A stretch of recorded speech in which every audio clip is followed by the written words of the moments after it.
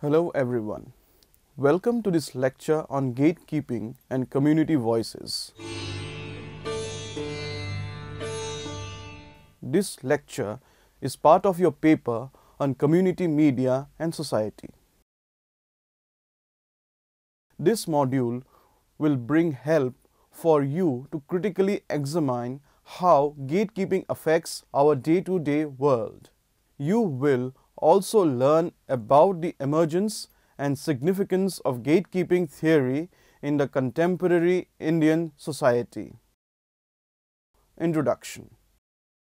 This module actually explores how gatekeeping proves to be disadvantageous in many cases and advantageous in some. The module further reviews the meanings of gates, gatekeeping theory, and various other concepts of gatekeeping. Gatekeeping means how information passes through gates, which involves gatekeepers who allow the message to pass through that channel. For example, news channels select only portion of the story they wish to share with the public. So, the news channel or a journalist will be a gatekeeper. The gatekeeping theory. The gatekeeping theory has become the most essential theory in communications today. The term gatekeeping was coined by German social psychologist Kurt Lewin. He described gatekeeping as blocking unwanted things by using gate, and how and when those gates to open or close and allow what information to pass through the channel. He also specifically used it related to food. For example, mother or wife decided what food will be prepared at home. Hence, they are the gatekeepers. Originally, this theory was widely used in the field of psychology. However, it has become an essential theory in communications today. Gatekeeping remains in the entire process for gathering the facts till it is published. The reporters and editors tend to work around a specific fact they wish to present to the public. The concept of gatekeeping can be broken down into gatekeeping model. Information moves step by step through the channels and must pass through a gate to move to the next channel.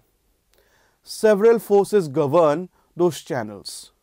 There may be opposing psychological forces causing conflict, which creates resistance to movement through the channel. David Manning White of University of Iowa found that selection decisions in newspaper were extremely influential and thought out. His study further created the levels of gatekeeping in media to understand why things are covered the way they are. He points out that first level is individuals. When one person or group of people make personal choices of what information is shared. Second level, routine practices. When journalist works with preconceived or pre-established set of rules which journalists follow.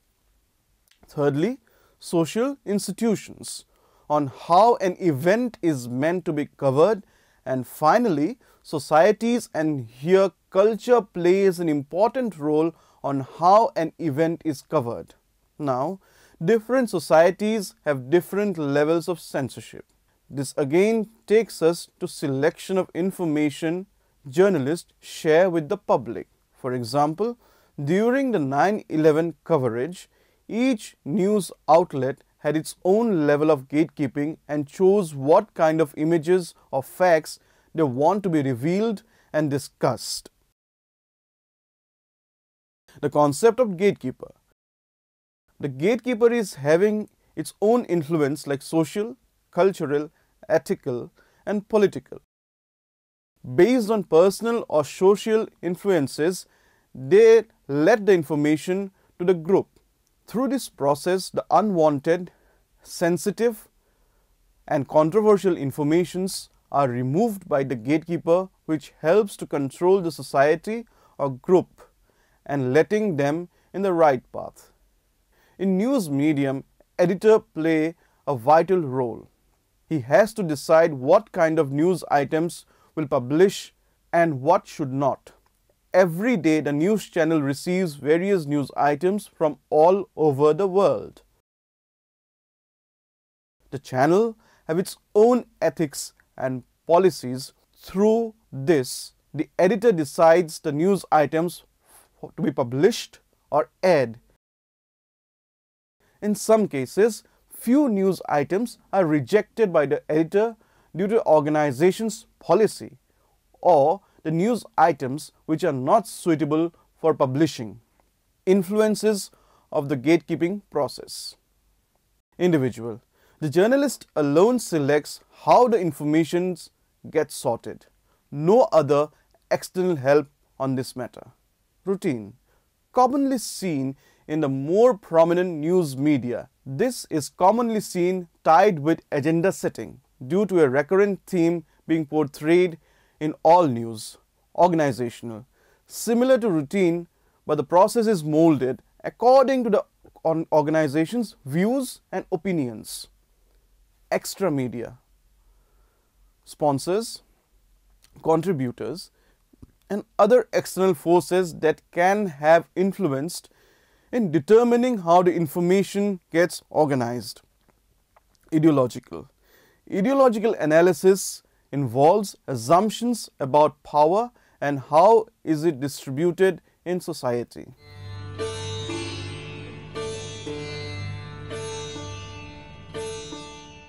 Gatekeeping in the mainstream media. It has been mentioned by several scholars that gatekeeping is the necessary evil. What if there is no gatekeeping involved at all? There have been many instances in the past which makes gatekeeping imperative. One such instance is of the 2008 Mumbai terror attacks, when almost the complete city was under siege, and a few television news channels broadcasted the series of attacks live and went ahead with a complete coverage, which gave an edge to the terrorists and interfered with the army operations.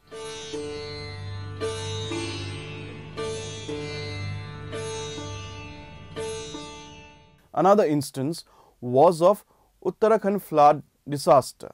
Here, the television channels broadcasted gory images of the bodies lying all over inside and outside the Kedarnath temple, which while competing with each other for exclusivity.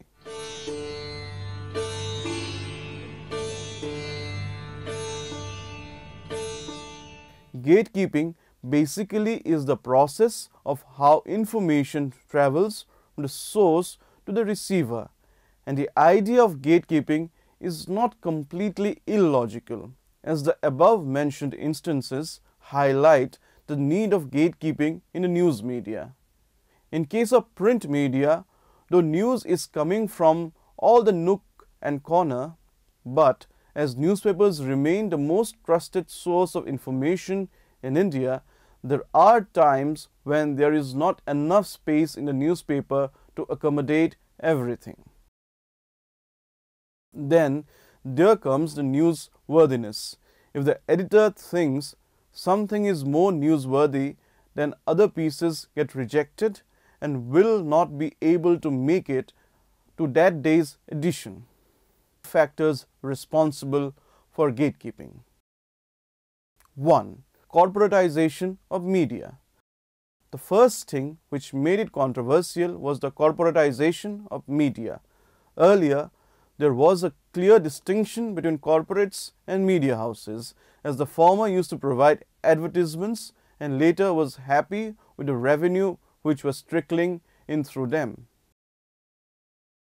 Journalism was considered more ethical in those days, but gradually corporates started to enter into partnerships with big media houses, and further media houses aligned themselves with the corporates and vice versa. After the direct intrusion of corporates into media industry, the gatekeeping emerged in a completely different way. Now, the content carried by the news media is more corporate friendly and less critical. Number 2, the concept of paid news. The emergence of this new concept gave journalism, news, and gatekeeping a new meaning. Paid news is a concept where someone pays for some news piece to be carried in a newspaper or television. Though it should be kept in the category of adverts, they are being put in the hardcore news slots to make them look like genuine news. So, if this kind of news is filling up the space, where would the hardcore or the newsworthy stories be put in? Therefore, many news stories fail to make into the editions just because a paid story has to be taken in the slot. Number 3, political biases. Political biasness has been another reason for making the concept of gatekeeping more controversial. There are two major causes of political bias. One is following a political ideology and the other is profiteering. If a media house owner has an inclination towards any political ideology, then the content shared by the channels or newspapers will be more in favor of a particular party. The other thing is profitability. The favors a political party does and then gets back in return in the form of a favorable news item. Another major thing which makes the bias evident is the politicians owning media houses or a television channel or a newspaper. If a newspaper is owned by a certain political party in India, it will never carry a story which is against his own political party. Newsworthiness. These days, newsworthiness does not depend on the news value or the gravity of the story anymore. It is the discretion of the media houses to decide on which news has to be given more weightage or coverage. Recently, there were 2 terror attacks that took place in India simultaneously. One was the Naxal attack in Sukma, Chhattisgarh, on the security forces and the infiltration bids in Kashmir by terror outfits. Both stories were of equal importance. Rather, the Chhattisgarh attacks saw a huge loss of lives, but the kind of extensive coverage Kashmir attacks got, the Chhattisgarh attacks did not. The news scenario has changed completely these days after tabloid journalism has gained prominence. Everything which has been given prominence is something which sells. If a news story is not able to pull revenue, it is not worth carrying. If there is an accident where some common layman has died, it will not get a big mention but a small one. But if a film star or any celebrity gets slightly hurt in a minor mishap, most of the television channels and newspapers would cover the celebrity thing prominently in spite of deaths in the other incident. Placement of news also these days depends upon sellability. The more a kind of story sells, the more it is being covered by the media. This commercialization of news has given rise to conscious and deliberate manipulation of information. Grains of gatekeeping in community media. There was reluctance for community radio in India a few years ago. These were considered illegal till the Supreme Court ordered to open up the airwaves because of the campaigns run by some free speech advocates. The court ruled that airwaves are public property and must be used for the public good. It is said that India lives in the villages. The population has many illiterate citizens, and for them, nothing could have been better than an initiative like community radio. Radio is considered to be the best medium to disseminate information to the rural and the not so literate ones. But is community radio serving the purpose? Many community radio experts claimed that the ownership is influenced by political, corporate, or government links. There are around 196 community radio stations in India, but how many are really catering to the community? CR, or community radio, was initially presented as the answer to the corporatization and politicization of commercial media. But is it really serving the purpose? There are many loopholes in the community radio ownership policy. A misconception prevails that as this is not for profit initiative, so people with affluent or political affluent background will not be interested. But this is apparent that many community radios are just for the namesake for the community, but they are serving a purpose of becoming a mouthpiece of the owners. For example, a community radio station named Himgiri Ki Awaaz in Dehradun, which belongs to the SL Group, which is owned by Subhash Chandra. Construction giant GMR Group owns GMR Radio in Andhra Pradesh, being run by GMR Institute of Technology. Another case which highlights the gatekeeping elements in community media is there are so many campus radios in a country, but very few students are allowed to run or operate the station. Instead, producers are hired from outside to accomplish the desired daily chores. Information and Broadcasting Ministry in a recent ruling has permitted community radio stations to air news, but only the news bulletins which are being broadcasted by the All India Radio. The community radio activists had been fighting for the right to be able to broadcast news for a long time. But this order again gags the voice of the community. Purpose of the community media is to disseminate the information to the public which is of some use to them specifically as a community.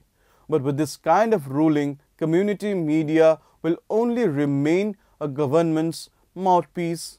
Neither mainstream media nor the government-approved community media organizations are voicing the actual situation of the community. So there has been many initiatives by individuals and NGOs which are successfully representing the real purpose of the community media. For instance, Red Light Dispatch, a monthly magazine by and for sex workers being run by the NGO named Apne Aap, which highlights the plights and horrors that a sex worker suffers in her life. The stories which never make it to the mainstream media or the government-approved and run community media are being voiced every month on a regular basis.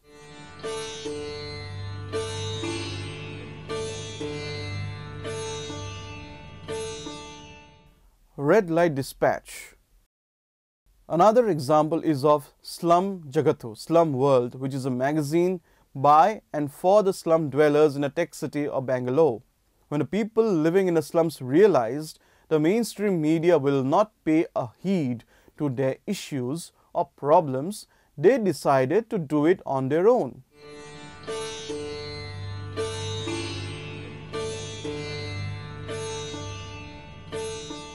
Though the magazine has seen darker days due to financial crunch, but it still bears the torch as it voices the plights of the community living in the slums. Another non-government initiative is India Unheard. It saw the light of the day as a few responsible citizens felt that they wanted the world to know the things which didn't make up to the mainstream or government-run media. India Unheard is the country's first ever community news service.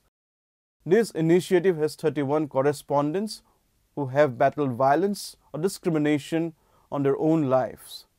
Each one of them reports about the issue they have experienced themselves, which really goes unheard in the mainstream media. Gatekeeping and its impact on digital media. Popularization of social media. As social media has lesser regulations, the content is more explicit here. But many websites have their own gatekeeping mechanisms, like Twitter deletes any obscene or unacceptable content as soon as it gets highlighted. Same goes with YouTube, which does not allow such content which is explicit in nature. If we talk about Twitter, it is a microblogging website which enables people to publish shorter messages as compared to the other social media sites, where you can actually put vast amount of text. These short messages are called tweets. Earlier, tweets was to be used only through computer systems or laptops, but now the cell phone has taken it over and most of the Twitterati now access it through cell phone only.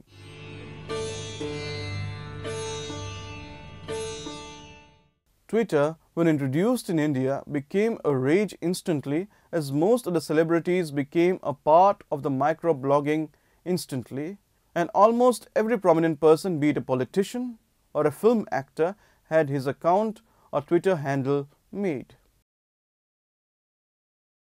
This actually gave an opportunity to the commoners to follow their favorite celebrity or any other person, and this gave Twitter a new high.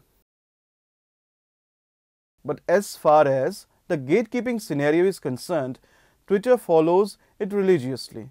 Apart from the outrageous content being deleted, Twitter also cancels the subscriptions or deletes the account of users posting explicit content. A very recent example is of Abhijit Bhattacharjee, a renowned singer from Bollywood whose account was suspended. When he made another account, it was also suspended instantly, as Twitter felt and the contents he is publishing were not suitable for the social media platform. Facebook, the other social media giant which supposedly gives enormous free space to the user to put any content of their choice, but recently a New York-based tech site Gizmodo revealed that Facebook is not free from bias, and the gatekeeping element is very much evident as the social media giant manipulates the trending topics on a regular basis, keeping conservative agendas at bay. Facebook essentially controls the marketplace of ideas, and that's a very powerful thing to control when you are living in a democracy.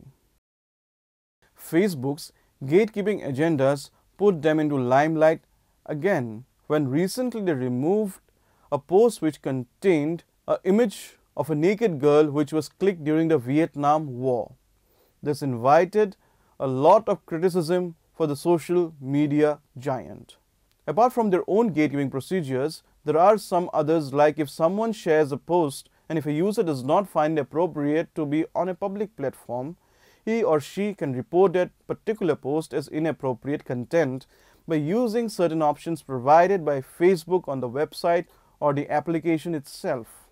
A recent report by Reuters Institute for the Study of Journalism observed that almost everything on the social media platforms, be it either social media sites or the search engines, all of them had gatekeeping elements which affects the content of the news majorly which has been disseminated to the publics.